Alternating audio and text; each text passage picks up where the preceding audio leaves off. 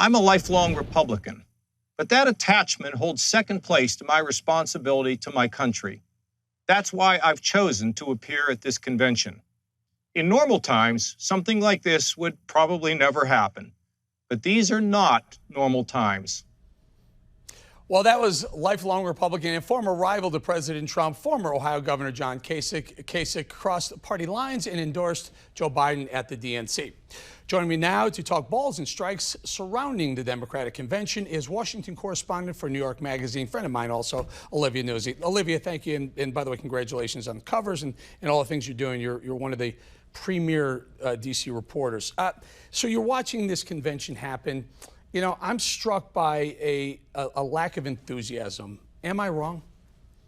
Well, I don't know how you could really tell because it's happening virtually, right? It's not as though you could measure the applause in the crowd or the size of the crowd. But what I was struck by, there's a great piece about this in Politico today, actually by Ryan Lizza, is how broad Biden's coalition is, as you just showed. It includes former Republicans or current Republicans, former, John McCain's widow was on screen last night talking about Joe Biden.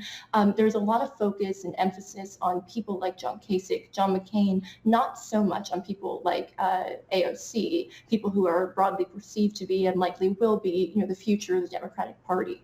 So it seemed to be kind of backward looking in a way that I think was kind of strange. So, and here's a question. This is balls and strikes. It's not opinion. I just want to know, what you're hearing, what you're thinking. Would this be the first time that if Biden were to win, he were to win because there is a vote against the incumbent and for a candidate rather than for Biden, so against Trump? It's an against Trump vote versus for Biden?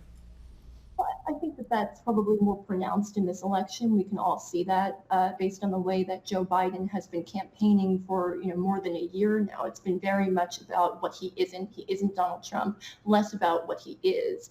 But most elections with an incumbent are a referendum on the incumbent. So I don't think it is entirely unprecedented. So does Biden create any enthusiasm among younger voters? And we know AOC does, and somehow septuagenarian, Bernie Sanders also created enthusiasm. But am I missing it? Are young people jazzed about voting for Biden, or has Kamala Harris created that interest? It's hard to tell. All of these questions that we would ordinarily ask during an election, all these conversations we would ordinarily have, you can't really have right now because there is no normal campaign. There's no campaign trail. The candidates are largely housebound, including the president, right? He's traveling a bit, but he's not holding big rallies with the exception of Tulsa. And obviously that didn't pan out exactly as he planned. So it's hard to measure these types of things. The Trump campaign, I have some reporting about this in my piece that you showed on screen earlier. The Trump campaign is boasting a lot about their ground game, about the enthusiasm that they have among their volunteers. I had trouble finding real evidence of that during my reporting, especially in Pennsylvania.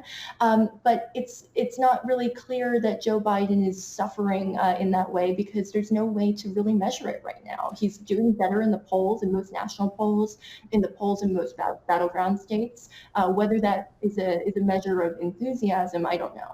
So, CNN had a poll out this week, and it was kind of striking, CNN's poll, and the gap between, Biden had a 14-point lead on Trump going into this last poll. This poll was taken after Kamala Harris was chosen as Biden's VP pick. That 14-point lead shrunk down to only 4. Trump closed the gap by 10 points. What would you attribute that to?